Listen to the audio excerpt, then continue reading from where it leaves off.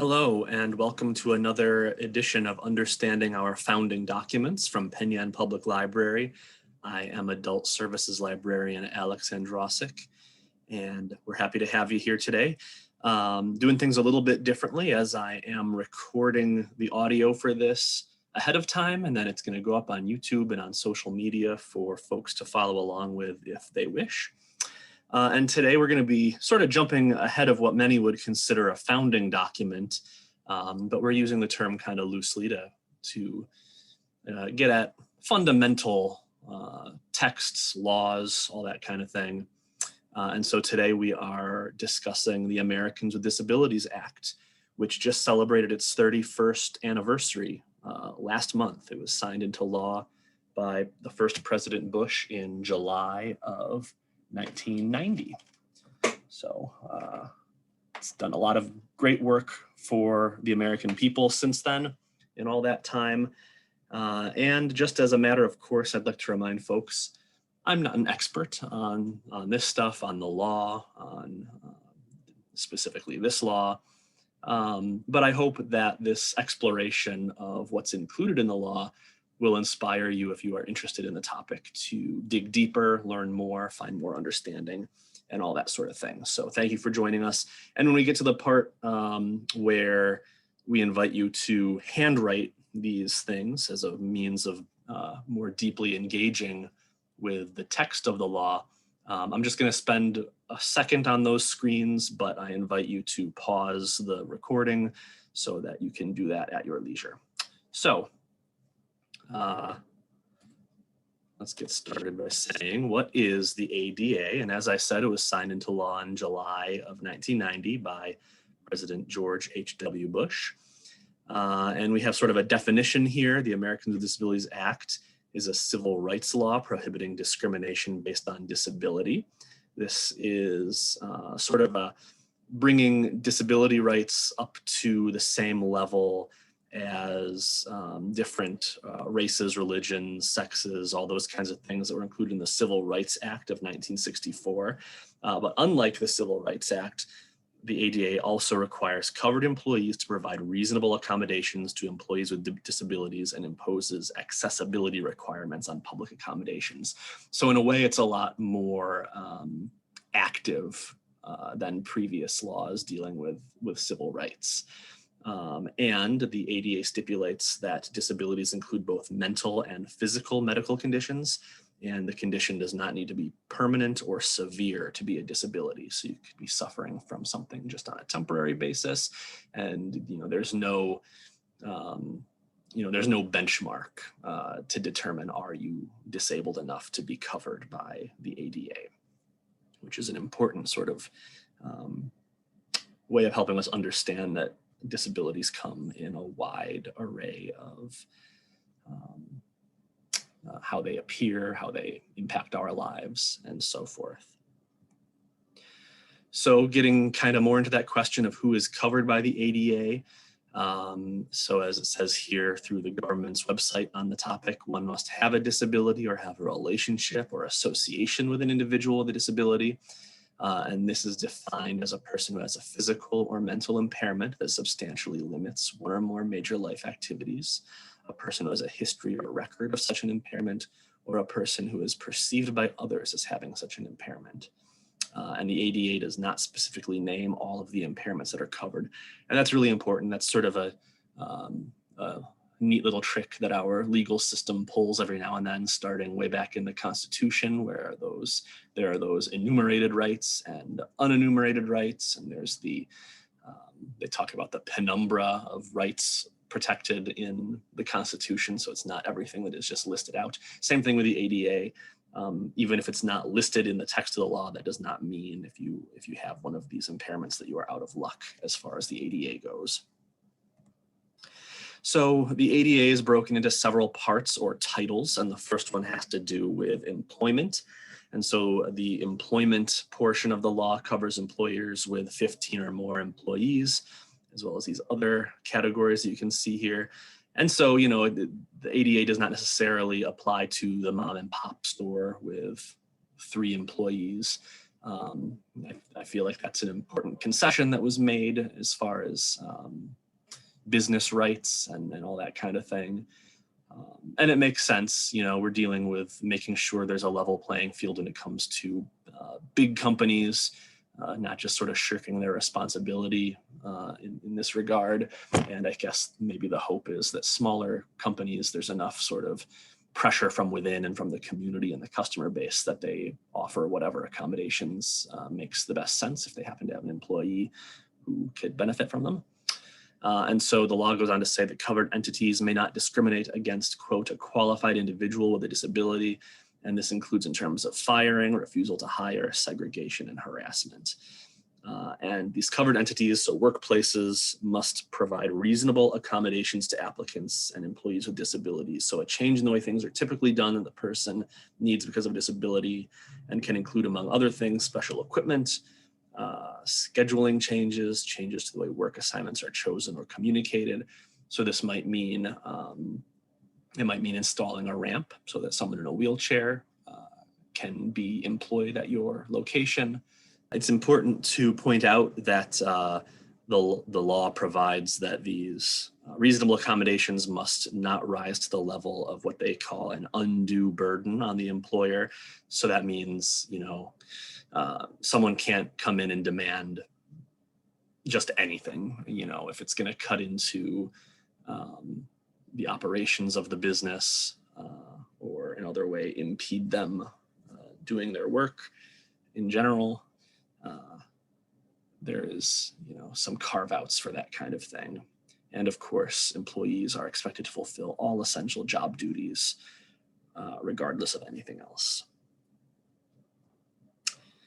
All right, Title II, Section 2 of this, of the law relates to public entities and transportation. So this prohibits discrimination by public entities at the local level, such as school districts, and at the state level.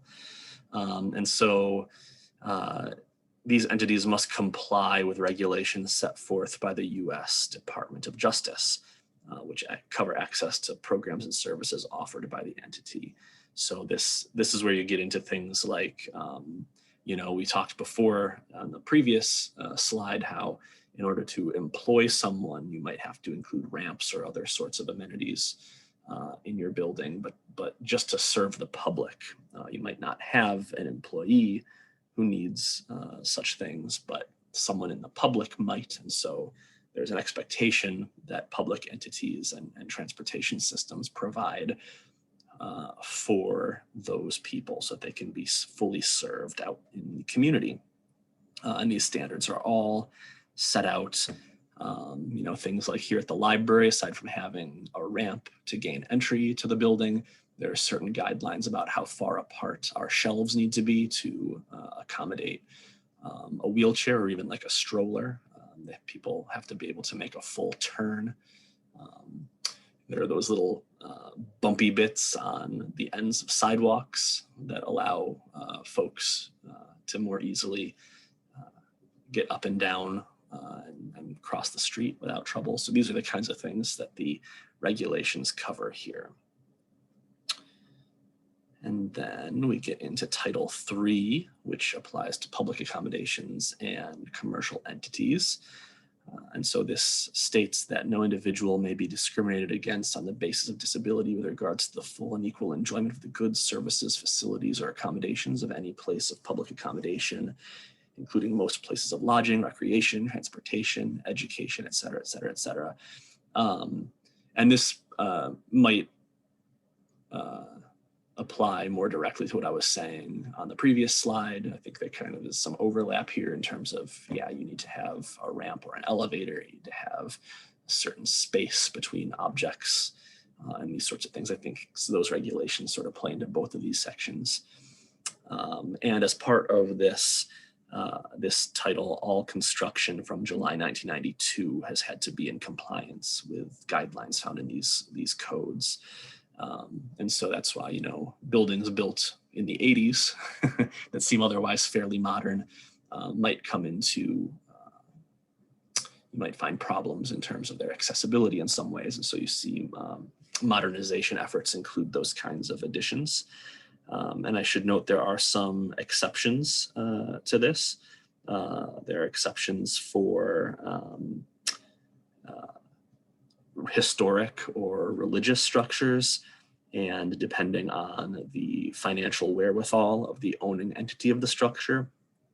Private clubs are not necessarily bound by Title III, and historic structures must only comply to the extent feasible without impacting the historic nature of the structure.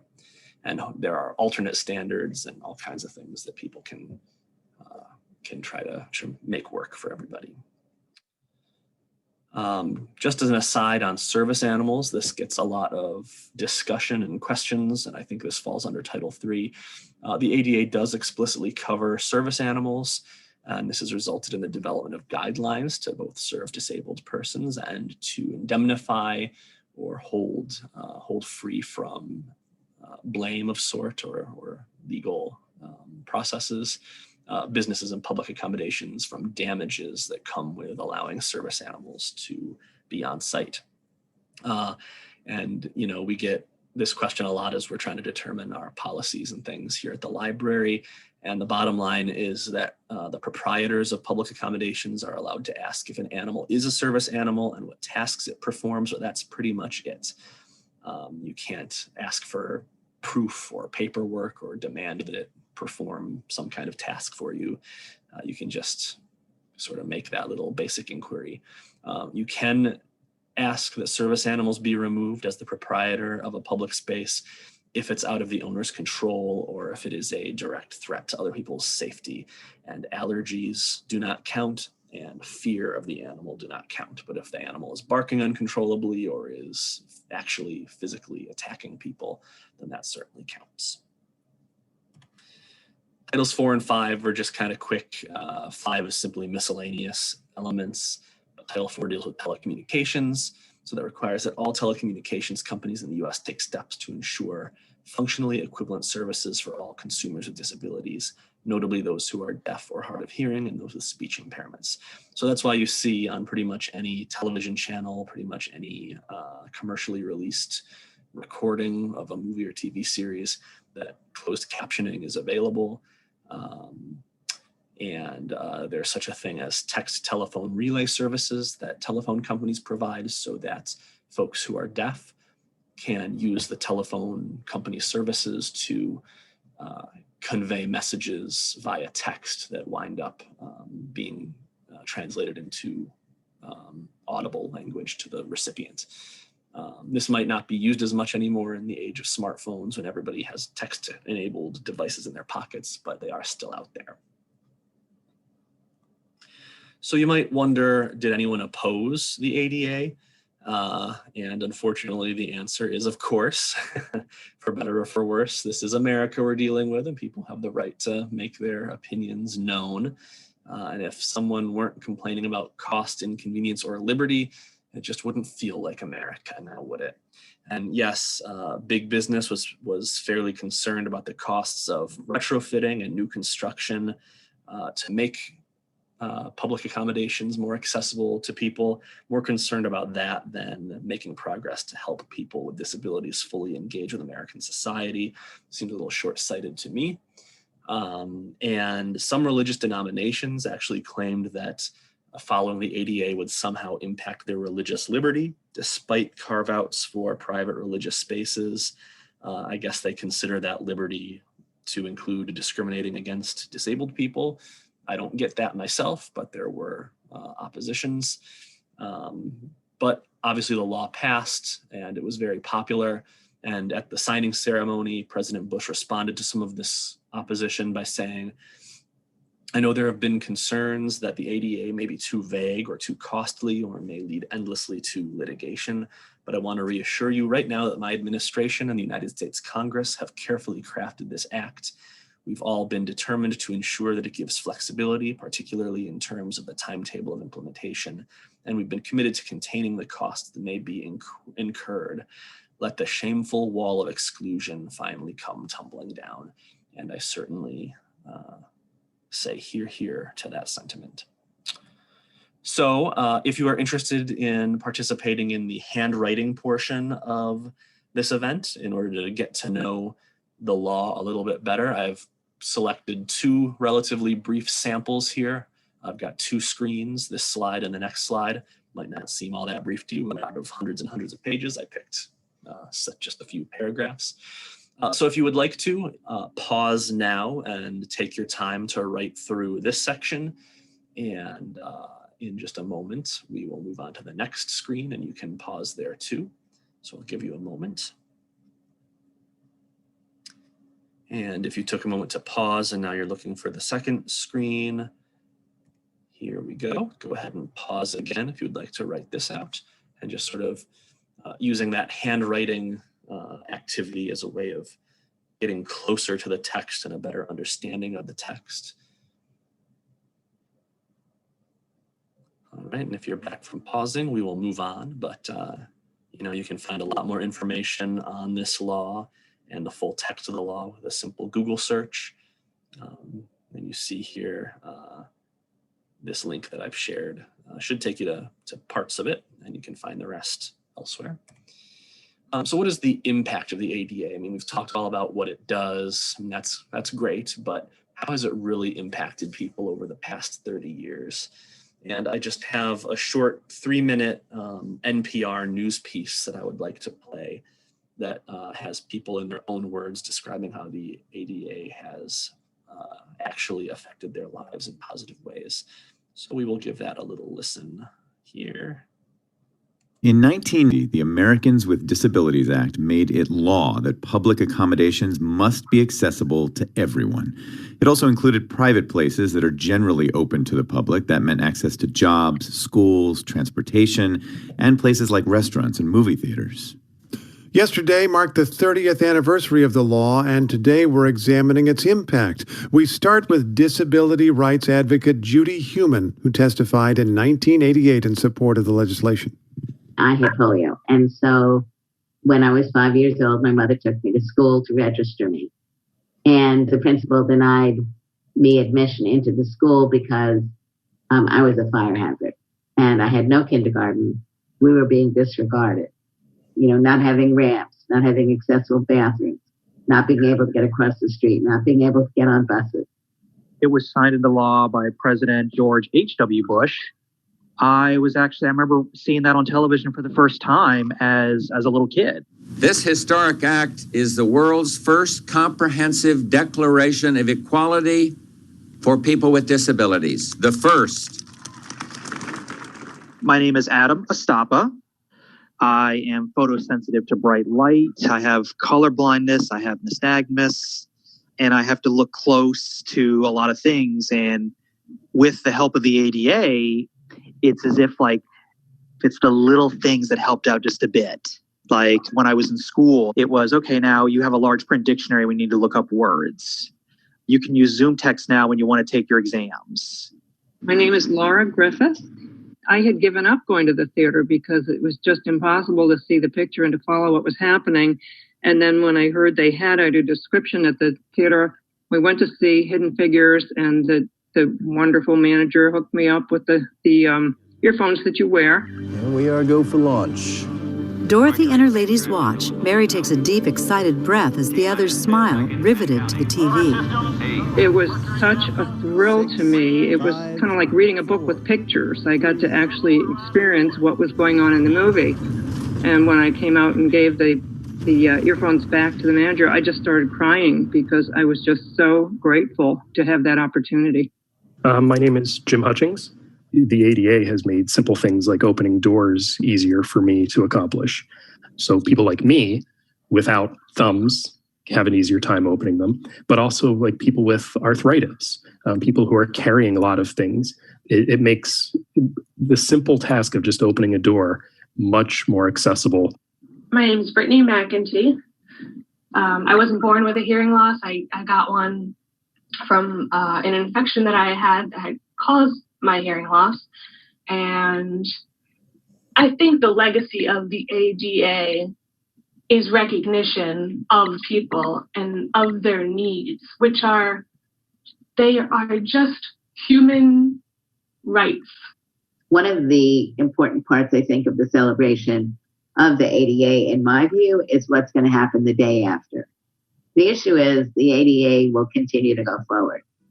The average person needs to understand why what the disability community is arguing for is not just for us, it's for everybody. That last voice was Judy Heumann. We also heard Adam Istapa, Laura Griffiths, Jim Hutchings, and Brittany McEntee.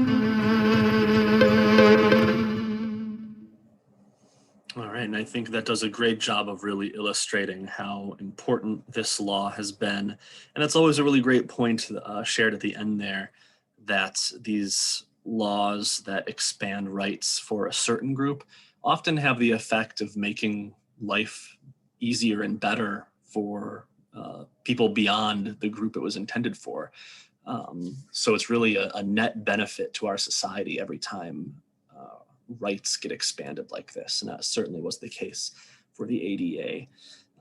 If you would like to read a little bit more, I've got a couple of articles listed here, and I will have these linked in the description of this video on YouTube, so you can click right through them.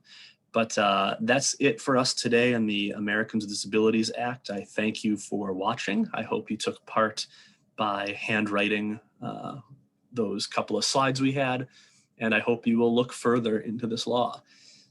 Thank you so much for being with us, and we'll be back with more from America's founding documents next month.